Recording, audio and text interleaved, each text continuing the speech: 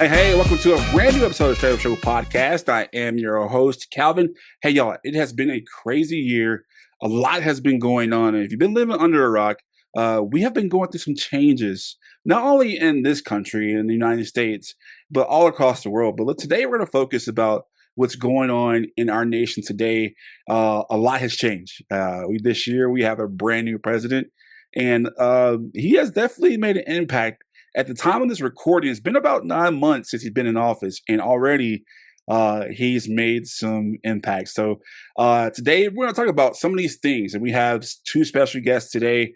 Today, my co-host, he is no stranger online. He has definitely become one of my good friends. We've talked, and actually, this is his first time seeing me visible on camera.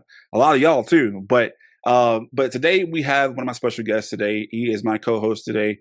Help me welcome Joey from TikTok. Joey, how you doing today, sir? I'm doing good today, brother. Thank you for having me on. Again, thank you for giving me the opportunity to be in something like this, because I feel like it's very important to have these conversations with people, not only that are living in the, in modern day America, but also that have been part of the government itself. Yeah. And like I said, I thank you for coming on. I had to have him because Joey has definitely, he used his platform on TikTok to talk about just racing cars, but he talked about, asking people, why do they vote for Donald Trump? And it has not been pretty. A lot of people have been very vocal, but Joey has a unique story. And Joey, for those who don't know you, kind of give them a quick background about who you are and where you're from, and what made you get on these TikTok platforms to talk about, hey, what the injustice is going on in our country right now. So yes, thank you for that. So a little background on me is I was born in Mexico. I came here around the age of 7, and fast forward a couple years later, we have a program called DACA, which is Deferred Action for Childhood Arrivals, thanks to the Obama administration, and that is fortunately what allowed me to be here and have a legal work permit to be able to build my life here, right? To be able to be here and not be worried, not be looking behind my back, because at any time anything could happen to me, right? So that's what brought me here. That's how I'm here today still. And right now, under this current administration, we face a little bit of danger because Kristi Noem has said herself that we're not here with any sort of protection.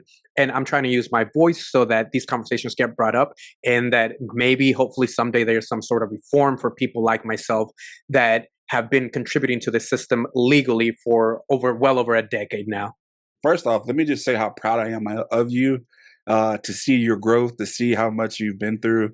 And even despite we've seen the ICE raids, and if you're a listener of the show, you heard about the injustice happening to all American citizens who have been deported, have been detained by ICE. So it's not just certain people who are here undocumented; they're going after American citizens too, which is definitely unjust. So Joey and I, we definitely talk about. He's live almost every day. But today we have a guest. He reached out to us. He heard one of our Instagram lives or our TikTok lives, and we did an episode about South Park and how about they made fun of Donald Trump administration, which, I had to invite people, say, hey, were they wrong? Were they right to make fun of him? But this person reached out to us, and it has been a privilege to research him, hear his story, and see what he's all done for the state of California, which a state that has been the focal point and a thorn in this administration's side. So without further ado, help me welcome former California State Assemblyman Mike Gatto. Mike, thank you so much for doing the podcast today. It is great to be here. Yeah, man. Hey, like I told you, hey, thank you for reaching out. And you heard the South Park episode, and you kind of agree, say, hey, I can be just as straight up. So before we get straight up with Mike Gatto, can you tell us about who you are, where you're from, and a little bit more about yourself?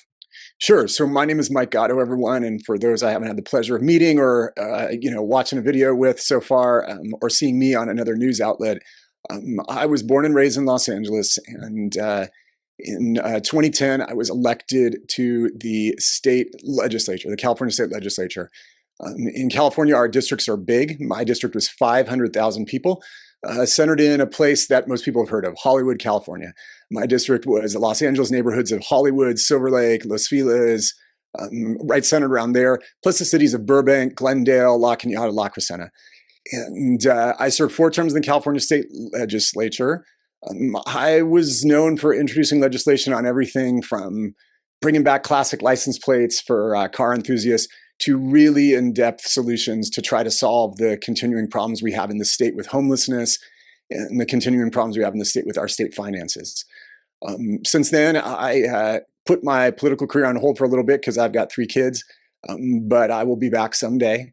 And I'm a regular feature on the news. So what I do is I go on NewsMax, which is a very pro-Trump network, and I give the California Democratic perspective.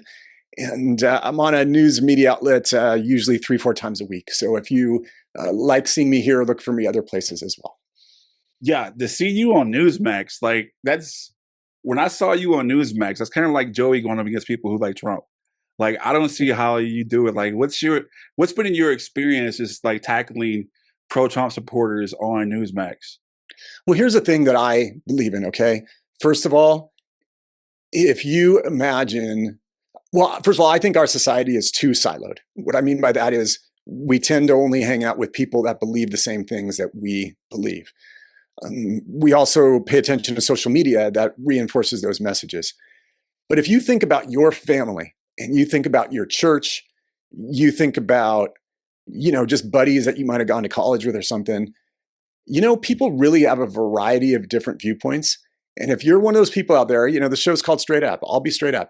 If you're one of those people out there who doesn't talk to a relative because they have different political views, or you stop being friends with somebody because of who they vote for, I think you're part of the problem.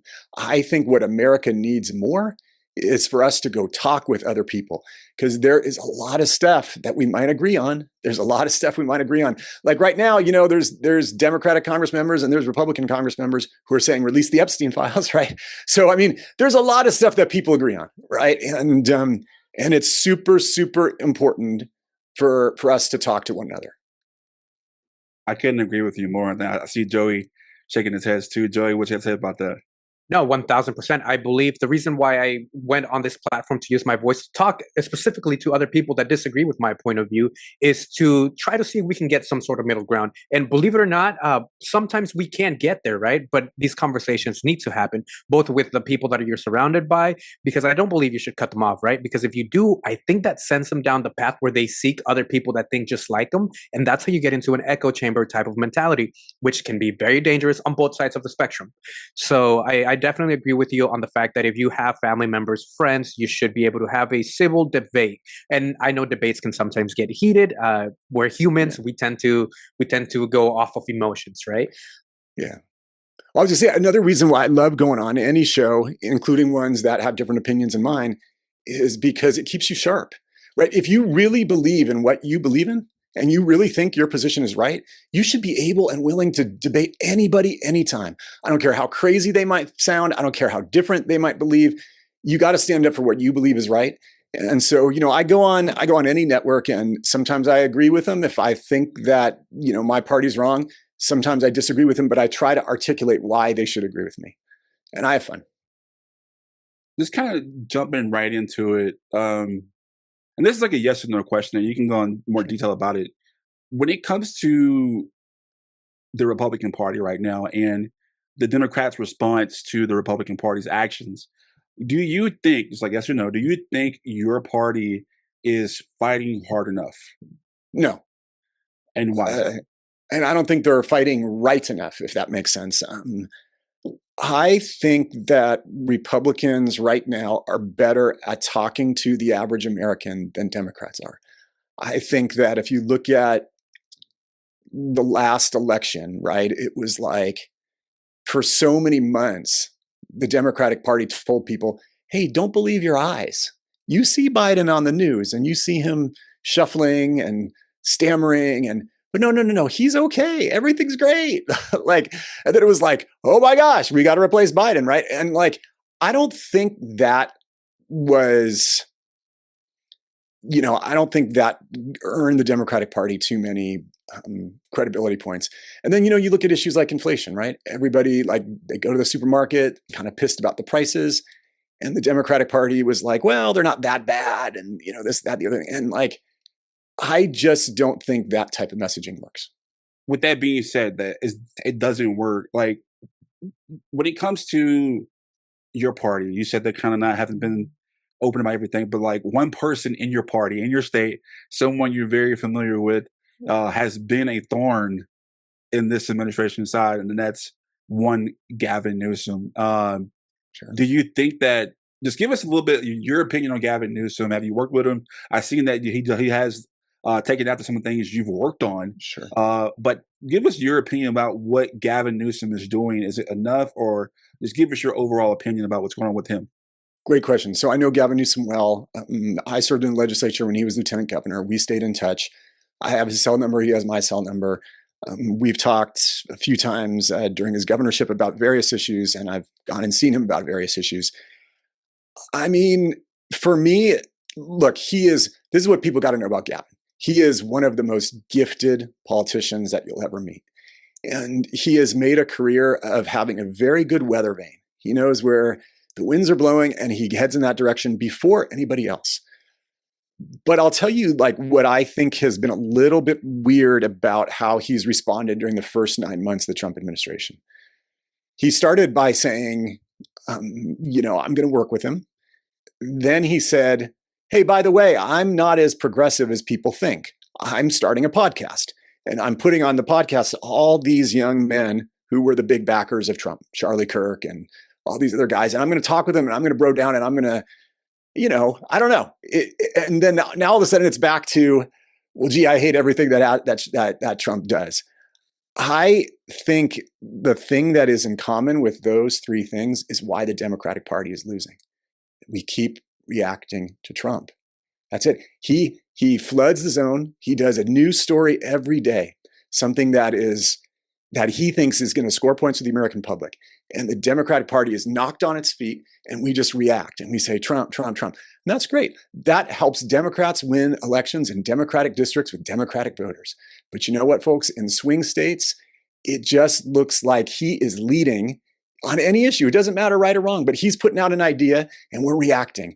And whenever you are reacting in politics, you're losing, folks. You're losing. I mean, it's like the schoolyard. If someone walks up to you and says, you're ugly,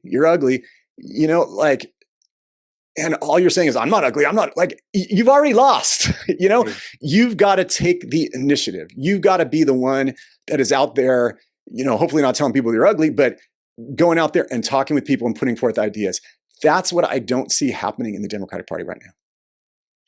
If I could insert myself into this, do you think Gavin Newsom is actually doing enough to be active instead of reactive? No, I mean, let me give a couple examples of things that I think the Democratic Party could lead on right now. Donald Trump is saying the cities are rife with crime, and I'm going to do something. I'm going to put in the National Guard, and I'm going to clean up the cities. Nothing would have stopped Democratic politicians from doing that months ago. I'm not saying call in the National Guard. I'm not saying be extreme. I'm not saying crack down on people. I'm not saying go into, neighborhoods that have traditionally been picked on by police and put a heavy police presence. But nothing would have stopped Democrats in these states from starting a litter cleanup, from starting some more community-based policing, and really helping people that are victims of crime. The second thing that I think is just a no-brainer, and Joey, this is for you, right? The country is screaming for immigration reform. Everybody thinks the system is broken. You can't talk to anybody who thinks that the immigration system is serving people. I think you can sum up most Americans' beliefs by saying a couple things. There's got to be some rules. You can't just let in everybody. And you don't want to let in people who are criminals. But there are so many hardworking people who want to come here. They want to work their ass off. They want to have a good future for their families.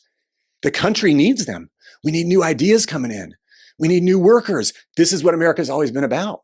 Right. And yet, how is it that there's 200 something Democratic Congress members, not one has come out with a meaningful immigration reform package? Because I'll tell you, there would be a lot of support for it. I mean, if you came out there and you said, we don't let in enough people from Mexico, we don't let enough people from Germany or England or Scotland or Nigeria. We just don't let in enough people. And there are brilliant people from Nigeria who want to come here. There's brilliant people from England who want to come here, brilliant people from Mexico. Let's give them a path. But in exchange for that, let me give you some red meat, Republicans. We will say that at this point forward, if you violate the law, yeah, it's like, it's on, right? But I don't see that type of proactive leadership. No, and this is something that I talk about on the daily, how I believe that we should have some sort of immigration reform when it comes to the process being very well vetted. And for example, we have the blueprint for that, like myself in DACA, that you have to be vetted. You can't be a criminal in that program. Same with like the Visa U that some of my family members are under, that, you know, they took, they were abused in some sort of way, where a police investigation was also brought up, but yet they were vetted, they get fingerprinted, they're on the system, right? And we can get into this conversation where people claim that, you know, undocumented immigrants are coming here to quote unquote take their jobs because they're being able to work under the table. They're being able to take this less than minimum wage. But I'm like, okay, so let's focus on the fact that if we get them through a process like amnesty or sort of vetting that gives them an actual bargaining chip, that they can go to these businesses and these people that are hiring them when they're like, hey, you can't pay me less than a livable wage because I'm here documented. That would bring even more money to our drives up wages for everybody. Yep, exactly. And before we go to commercial break, why do you think, like, not just like with this administration, but like, why do you think California is always the state that people just like to pick on politically? Like, why do you think that is? Because we do some wacky stuff here. I mean, look, half of it is jealousy, right? People are jealous of the beaches and the weather and the beauty and the beautiful people and the stars. And then half of it is our bullshit. I hope I can cuss. I know this is going on radio. Maybe you'll take that. Be yourself. Okay, but half of it is just we put forth some crazy ideas that, you know, we think we're leading the country, but in reality, it's like, nah, that's just not a good idea. And, you know, people don't like that. So I think as a California politician, it's something I'm always like mindful of. You can't take yourself too seriously. You got to understand that the rest of the country does not view us in a positive light. But at the same time, there's lots of good reasons to be a Californian. Because I know that especially on Joey's lives, like in my own personal ones, it's like, you know, hey, we're Gavin Newsom is speaking for us, but then like, oh, we hate him at the same time. I'm like, it's like the country likes Gavin Newsom, but then like the people who live in California, like, oh, hey, well, y'all don't really know him that well. So it's just like, you know, like it's like tit for tat. Which one can we pick? Is he like the hero, or is he like, hey, it'll do right now? Sure. Yeah. So, y'all, we have former California State Assemblyman Mike Gatto, and we have a special guest, Joey, as well. We're going to have a little bit more on the other side of the break. Make sure you stay tuned to the Straight Up Show podcast. I think straight up means to be able to speak in a way that is straight up, to be honest, and to speak your truth. Raw, uncut, you know what I mean? It's blunt, you know, straight to the point. This what it is. It's just a place to be open and honest, and that's what I appreciate most about it. And it provides a place for community members to come together and just be straight up with each other about things that are going on in the world, because it affects all of us. Unfiltered, raw, with all the cursing that Calvin does. Straight up is just being real, telling it like it is, you know, being you. Being solid, being who you are, no matter what it is, no matter what situation you're faced with. All right, this is who you are. It really speaks to me, saying it is what it is and it ain't what it ain't. Straight up. Voting. It's a right, a privilege, and a responsibility. Many have made the ultimate sacrifice just so we could have the ability to vote on what we believe is best for us and our community. So, we here at Straight Up ask you to do your research, let your voice be heard, and be proud to say, I straight up voted.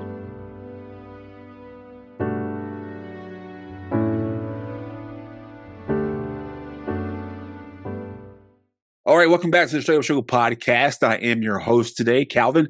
Hey, today we have a special guest. He is my co-host, Joey. If you don't know Joey, he is definitely gaining his platform on TikTok. Joey, he is a DACA recipient, and he has a great voice too. So, Joey, once again, before we get started, thank you so much for being my co-host today. Thank you for the invite. I really do appreciate this. Thank you. All right. And today our special guest is former California State Senator. Sorry, I said Senator, my bad. I hope one day, right? One day, Yeah, right? that's Maybe. right. That's right. One day, maybe, right? Former California State Assemblyman. There we go. Mike Gatto, thank you so much for joining the podcast today. Great to be here. Hey, are you planning on running for office pretty soon? Or I know you say you're taking a break right now, but yeah, I mean, look, my promise to my wife was always that I would be present when the kids were here, and I think that's the right thing to do. My dad worked 3 jobs when I was a kid, wasn't always around, so for me, it's the right thing to do. But I will 100% be back. I believe that politics is such a if you treat it right, it's a calling and it's a gift for the people to entrust you, for 500,000 Californians to say you're going to make the decisions for us. Such an honor, and yeah, absolutely, I'll be back someday. and if y'all have not heard him in the first part of the show, he definitely sounds very political, and he's definitely hitting some points. Like I told Mike, hey, if you come on a podcast, it's only one rule: you gotta be straight up and real. And just right off the bat, he holds everyone accountable, and that's what we need here in politics, but also on the show too. And Joey's the same way. And Joey, you want to bring up a topic of like basically what's going on right now in D.C., how the Trump administration wants to target homelessness and crime in DC. So you got a question like what do you want to ask, and what's your issue on that too? Well, my question is, I wanted to bring up again, since he worked in California and is very he said very close with Gavin Newsom, has his phone number in his phone and whatnot. I did want to bring up a question about the 2019 homelessness ballot initiative that influenced Governor Newsom's approach to that, and I was wondering which core principles from that work do you think still matter today in tackling today's systematic social issues? Great question. So look, my approach on homelessness is different from a lot of people. And I know that some people on the left might get pissed, some people on the right might get pissed, but I'm going to tell you straight up what I think. Homelessness is caused by many reasons. There's not one reason. If you went out there and you surveyed 10 homeless people, there might be, a young kid who was kicked out of the house because his parents disagreed with him. There could be an abused wife who left because she was being abused at her house. There could be somebody who lost a job, or a veteran who doesn't really know where to go. But then you have this other stack on top of that, where people often call the acute homeless or the non-economic homeless. And my understanding is that people close to the problem. There's something called a homelessness census that happens every year. And what it does is the federal government pays cities and counties to go out there and count homeless people and to write down various characteristics that they're going through. It's a constant debate. What percentage of homeless people have a mental health problem or a substance abuse problem? But the numbers, even in cities that are very liberal, very progressive, when they send their team out to count, numbers somewhere around 70% have a mental health or a substance abuse problem. Nobody, I think, cares. Like, if you're in a business district in a city and you see a mother sleeping in her car because she left because she's a battered woman, you're a piece of shit if you give her shit. You're an absolute piece of garbage if you care that she's sleeping on the car in the street. But if you own that business and there's somebody who is high out of their brains and, takes a dump every day right in front of your business, you have a right to be pissed. I talk to people all the time who live in lower middle class neighborhoods in Los Angeles. And I'll never forget, there's one woman I talked to. She came here from Africa. Her family came here from Africa. She lives in a neighborhood in Los Angeles, heart of the city. She moved there because it was across the street from a park, and she wanted open space. Houses are not big. She wanted a place to push her 2 kids, and it's a park. Her taxpayer dollars pay for it. But the park is filled with a bunch of dudes doing drugs all the time. And it's like, who has a greater right to that park? I would submit the mother does, but I would submit everybody does. And the problem with what I call the acute homeless is that if you are in that park taking up other people's space, then you're infringing on them. There's something they teach you the first day at law school. They say you can dance around all you want, and you can go like this while you're dancing. You could do little fist bump, but the rights of your fist, they end at my nose, meaning you can't start messing with somebody else. So I think what we need to do in our cities is try to address the acutely homeless, the people who have serious problems that are not tied to economics. Because right now, if I go up to you and you said, hey, I just lost my job, I'm falling on some hard times, you might try 20 things. You might try sleeping on a friend's couch. You might try going on public assistance, getting what's called welfare, getting what's called food stamps. You're going to try all these things, but you're not going to immediately go and start taking a crap, on the subway. But that's the type of thing where when I say it's not an economic problem, that's what I mean. And too many politicians treat it as an economic problem. And if I could insert myself into this topic, I 100% agree with you. And this is why I have such a problem right now with this administration, is because they're defunding programs that would benefit mental health treatment, right? They're defunding that to the tune of about $10 billion. And if we're going to talk about mental health and address, things that are going on with the Second Amendment and the protection of that, we should not be defunding programs like this that would benefit the greater American nation. Yeah, I agree.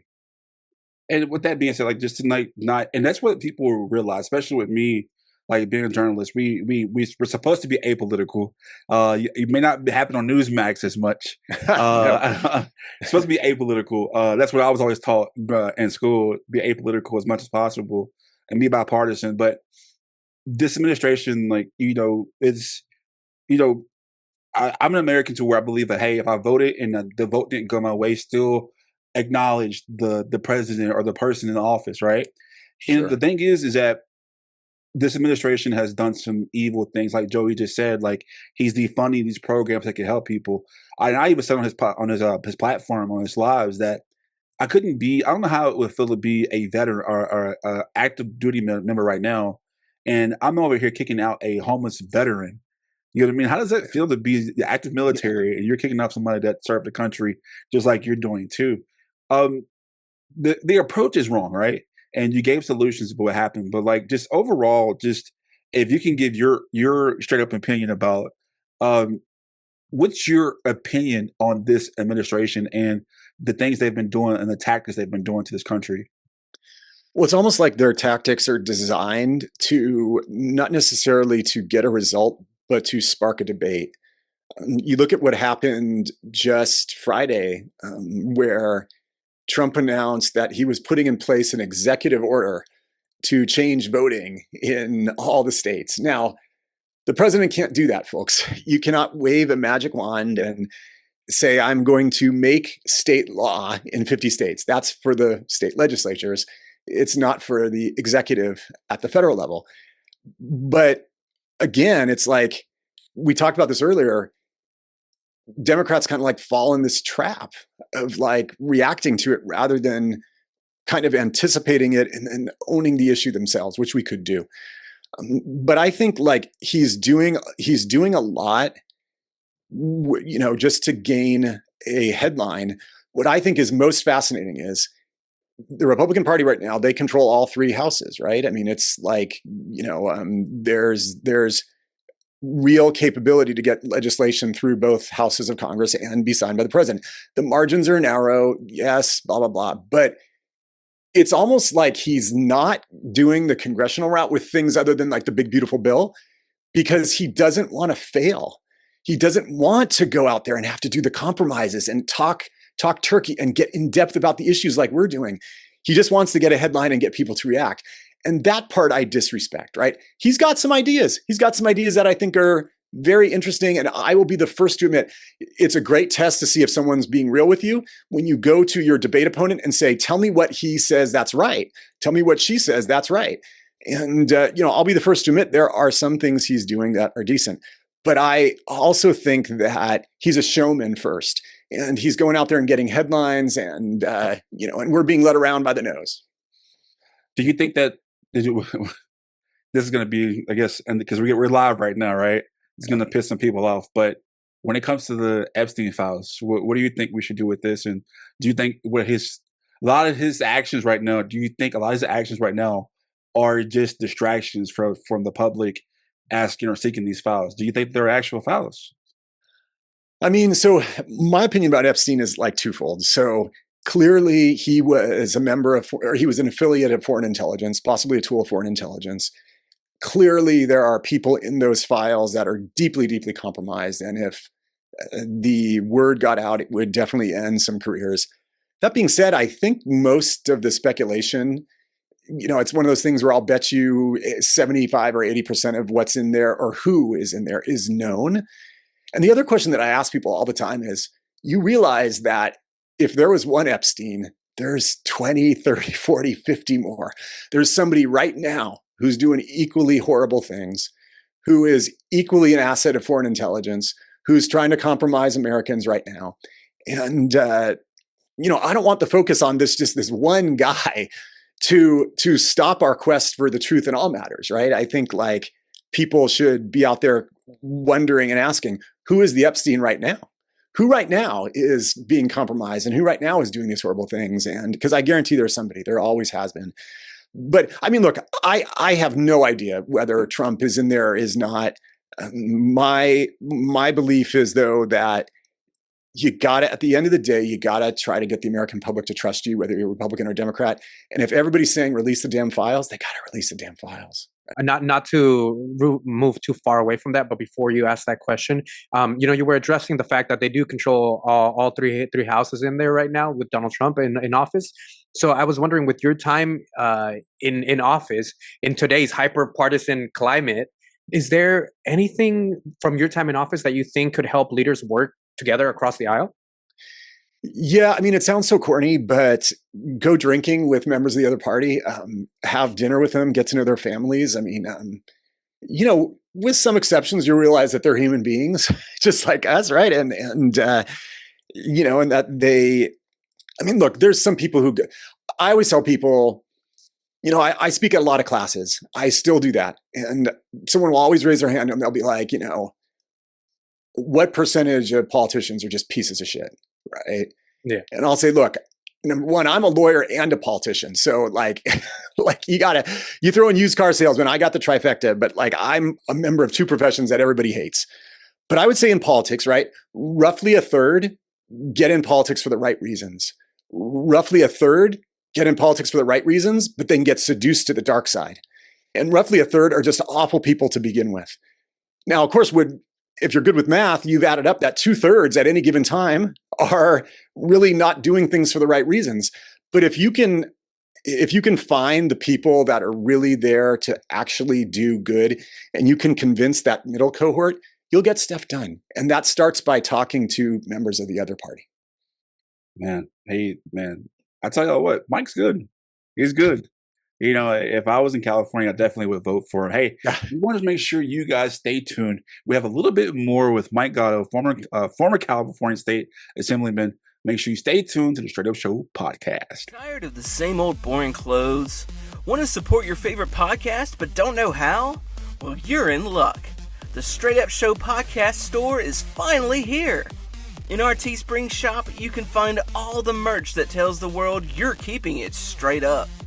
From t-shirts to masks to even leggings, our store has you covered. Just visit straightupshowpodcast.com and click that merchandise button. That's STR8 upshowpodcast.com. It's Monday, and you know what that means. A new artist hits the Straight Up stage for another edition of Music Monday. Tune in to hear talented music artists from all over the world.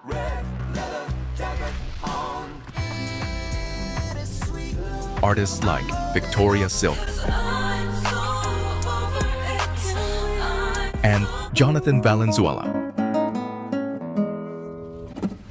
Come experience some of the best that music has to offer and see why fans want more.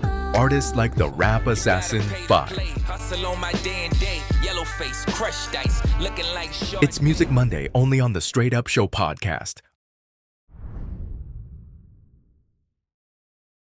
Are you an up-and-coming artist and would like your music to be featured on the show? Don't wait. Send us a message right hey now. Everybody out there, I'm Sultan Salahuddin from Southside. Season 3 is out right now on HBO Max. Make sure you tune in, and make sure you tune in to the Straight Up Podcast Show whenever you are online. Peace.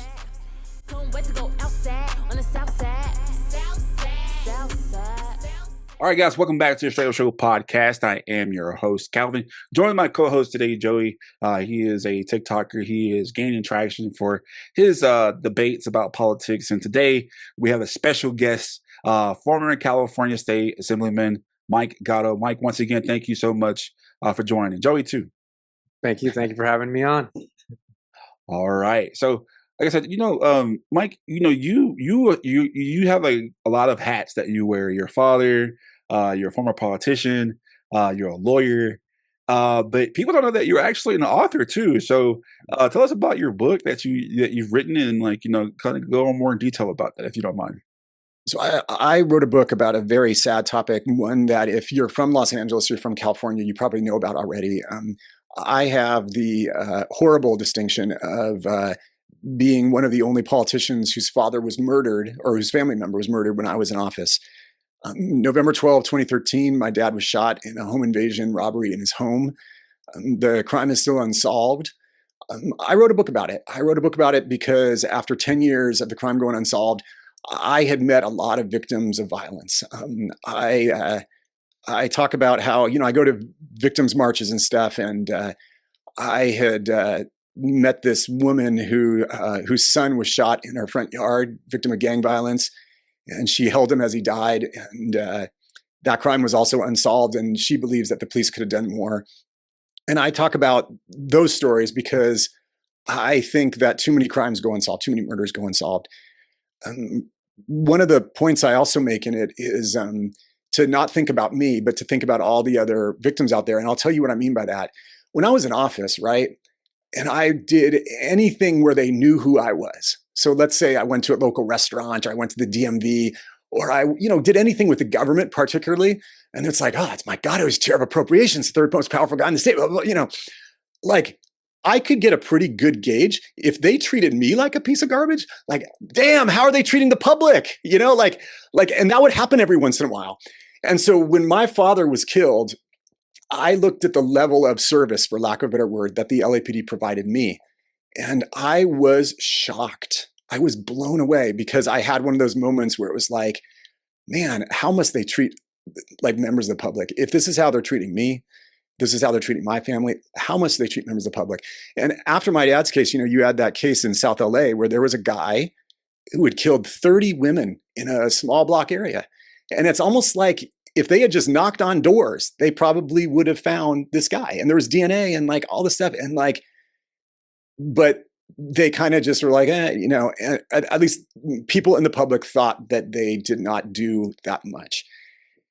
And I think that there is something to that. I mean, look, there's a lot of people in all police forces who work their butts off, and a lot of people, and I say this in the book, lots of people, lots of detectives at LAPD that are really good people, but there were some moments where, it was really, really rough, and I felt like they, did not treat me right. And so then I just got this idea, I want to write a book for all the victims of murders out there, family victims, to tell their stories and to talk a little bit about mine. And so that's what I did. The book's called Noir by necessity. It's available on Amazon or wherever you get a book.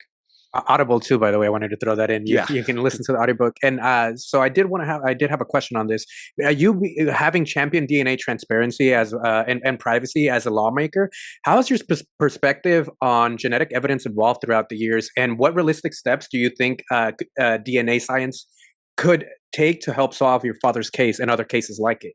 That's a great question. I mean, because, I'm a big believer in privacy, right? But the reality is, privacy is probably a thing of the past in our country.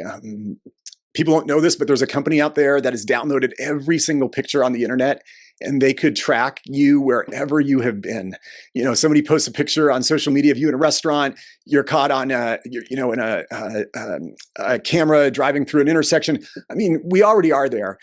There's an artist, my understanding, in New York who scrapes gum off the sidewalk, and he does a DNA profile, and he makes a 3D rendering of your face based on gum that you spit out. This can happen, right? This is how they'll reconstruct the face of someone who lived, 20,000 years ago by just a little piece of their tooth, right?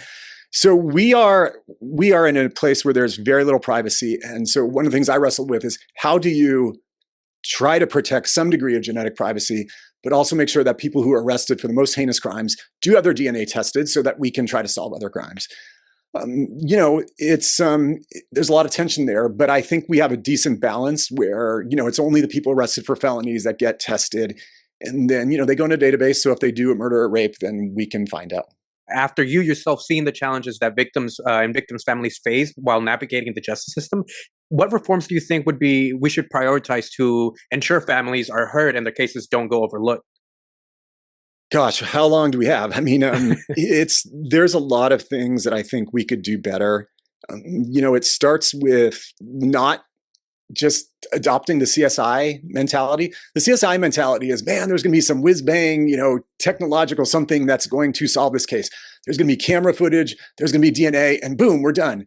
But the reality is we have a lower closure rate, meaning less murders are solved than before the advent of DNA. Think about that. In other words, it has done nothing. It has done nothing because in those days, the police would actually go around and talk to people. They would say, what did you hear? What do you know? Did anyone come home that night sweaty? Did you see anybody running, right?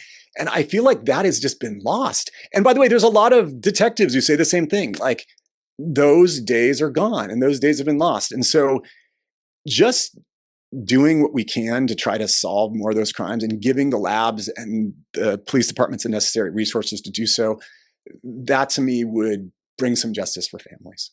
Why do you think that some of these politicians, especially this administration, they're scared of God bless these kids' souls. This year there's been 7 mass shootings in schools, and 2 have recently passed away who were children. Why do you think they're against gun reform? I don't know. I talk about that a little bit in the book. The thing that makes me, and again, this show's called Straight Up. Yeah. The thing that makes me think that gun reform is often held up as something that it's not going to be is right now, and I want to make sure I get these statistics right, but the point remains whatever it is. Right now, there are 400 million guns in the United States of America. There's 300 million people. So even if you banned all guns right now from 2025 forward, and you somehow overturn the Second Amendment, there's still 400 million guns in circulation, enough for every man, woman, and child. So there's a big problem here. And people talk about if we just banned assault rifles. Well, you can't even define an assault rifle, right? I mean, does it look scary? Is it, what makes an assault rifle? It's very hard to define. I think, as Joey talked about earlier, he alluded to it, very important point. Mental health, mental health, mental health, mental health. Sense of community, sense of community, sense of community. Again, there's no one formula for somebody who shoots people, but it usually falls into people who have despair or people who have mental health issues. And if we could address those things, we'd be a lot better off, folks. You definitely have been very vocal. You've been very straight up, and as I like it, My question to you is that I think just going back to just seeing how passionate you are, seeing how passionate Joey is on his TikTok lives, I think that as someone who is not in politics, who isn't just a regular American, I think we just wanted to know that we can trust the people we vote for, right? And you started off the show saying that Democrats aren't doing enough, your own party's not doing enough. Of course, the Republicans are doing the most. In your own perspective, right? Not just your party, but just in politics in general, what do you think can happen in 2025 and going forward? How can people earn the trust of a government back? What steps do you think they can do to earn this trust back? So I'm going to answer that and then I'm going to flip it. Okay, so the first thing that politicians have to do is be more authentic and be more real. That's why I love the title of the show, and that's why I try to be straight up. If you look at what the most popular politicians of 2016, with all due respect to Hillary Clinton, were Trump and Bernie Sanders. And it's because they say whatever the hell is on their mind. And in an era of mistrust that started with the Kennedy assassination, then the RFK assassination, then Watergate, and has continued all the way to this day, the one thing people seem to trust, whether you're saying messed up things or not, is if you're authentic. That's why Donald Trump is so popular. It's like, well, he's saying all this crazy stuff, but hey, we can trust him, right? Which is, it is what it is. But then I'll flip it. Okay, so for voters out there, besides just voting, why don't you do something as a test for your local politician? And that is this: give them a call and say, I want to meet with you. Everybody has a platform. Everybody has a group. You could be a member of a church. You could have a podcast. You could have a TikTok following. You could just be somebody who is passionate about an issue. Give your local politician, give your state politician, give them a call and say, hey, you know what? I want 15 minutes of your time. I'll come to your office, wherever it is, and I want to talk with you about this issue. Send them an email. If that politician gets back to you, then they're probably a decent person. If they hear you out, hopefully you have a relationship and you have the start of an open door where you can talk with them about the issues that matter the most to you. That's the only way, folks, that politicians know what is important to Americans. It's the only way that government works, is to be heard, not just at the ballot box, but to actually reach out and talk to them. I tried to take all meetings with people who asked hard in a district of 500,000. I did answer every email that I got. I got over 50,000 a year and I answered every one of them. That's what politicians should do. That is the bare minimum. It's 2028. I'm going to just play along with me, all right? Hey, Mike, it's Gavin. I just won the race and I want you part of my cabinet. What do you say? Oh, who would turn that down? Nobody in their right mind would turn that down. So, do you think that Gavin may run? And if he does, would you join his cabinet? He will definitely run. I don't know if he's in the ranks of front runner yet. 2028 is a lifetime away. What I'll tell people is, you remember how fast the AOC rose? You remember how fast Pete Buttigieg rose? Right. There could be somebody who's not even elected yet. They're going to win the Iowa lieutenant governor race next year, and that person will be talked about as a presidential favorite in 2028, right? So I think it's really hard to predict, but he's got a tough road because of what you said about people hating Californians. But of course, yeah, anybody offers a cabinet position, absolutely would take it. That's good. And can you address your haters right now? Because we're getting some peaceful comments in the section right now. Like, how do you address people who, especially you go on NewsMax? Like, how do you address the haters and the negativity when it comes to like the things you believe in when it comes to politics? Best thing to do is laugh with them. If they say something funny about you, laugh. I mean, tell me I wear too much hair gel. Okay, like whatever I do. I mean, I'm guilty, right? You want to tell people that they have stupid opinions? Okay, I mean that's fine. Like, let's keep talking, but just don't take yourself too seriously. That's the best thing to do.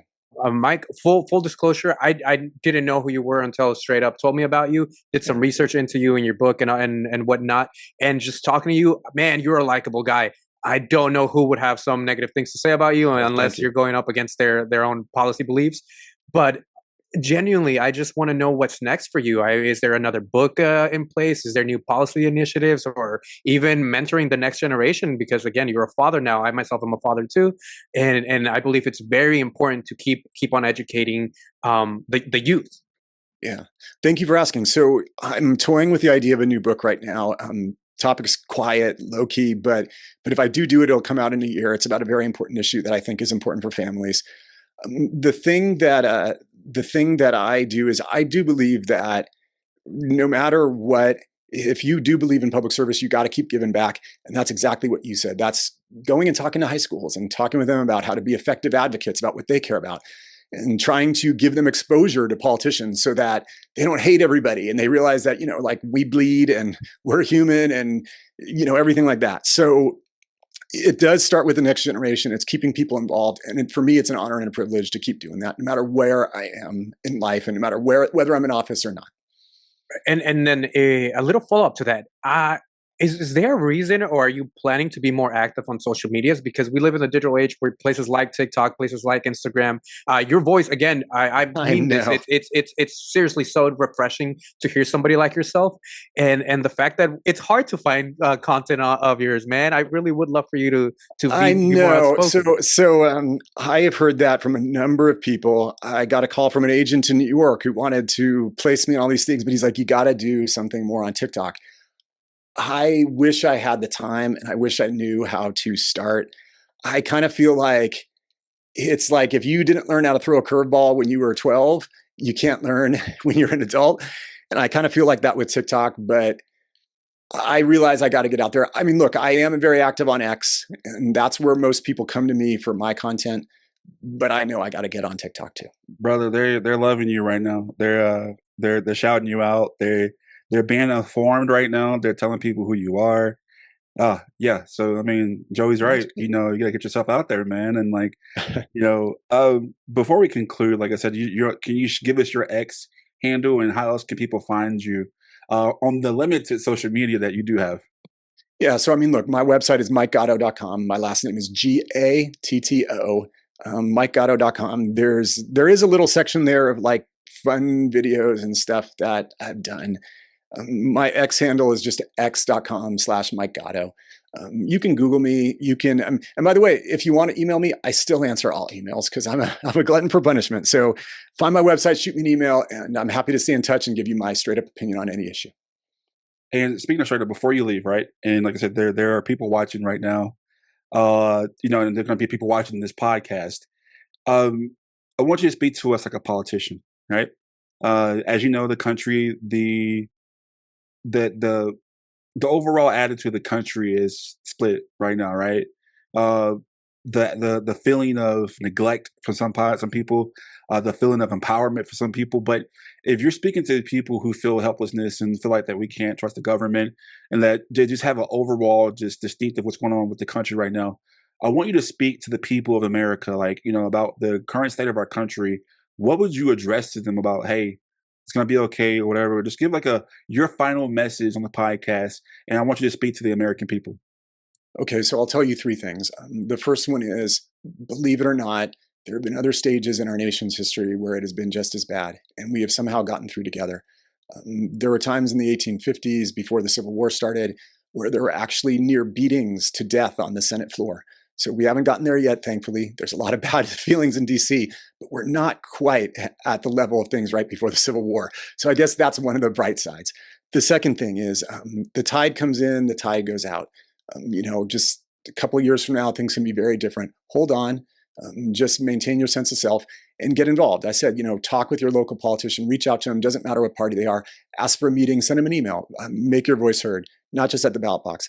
And the third thing and last thing is it starts with us, right? We can feel really disempowered at the federal level or wherever, but if you have a strong sense of community, if you feel like you have a good support network on your street, in your block, in your neighborhood, if you start a nonprofit about an issue you care about, that's a profound way to do good. And so there's many, many ways to do good. Politics isn't everything, like we think it is, but it's not. Community is everything. That's the most valuable resource.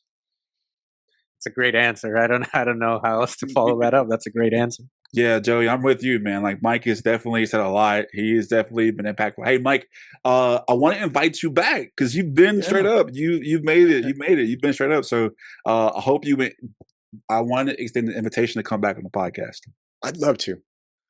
All right. Hey, guys, that is the end of our show today. I want to thank Mike for coming on. Mike Gatto, former California State Assemblyman.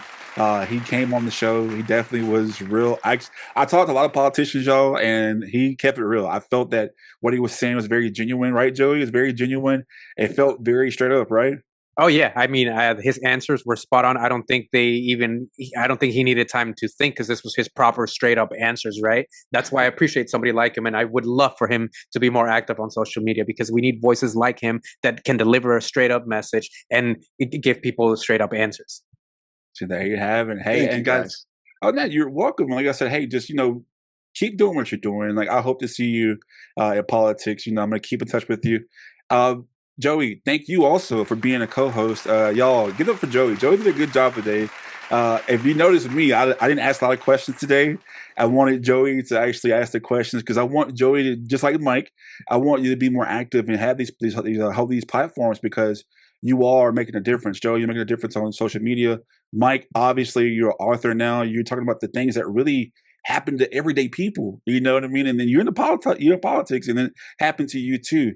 So, Mike, Joey, thank you so much for coming on the podcast today. Hey, y'all, this isn't the end of the podcast. Make sure you go to our website at StraihtUpShowPodcast.com. That's STR8UpShowPodcast.com. There you'll find today's episode featuring Mike and Joey as well. And then you see our past episode about immigration.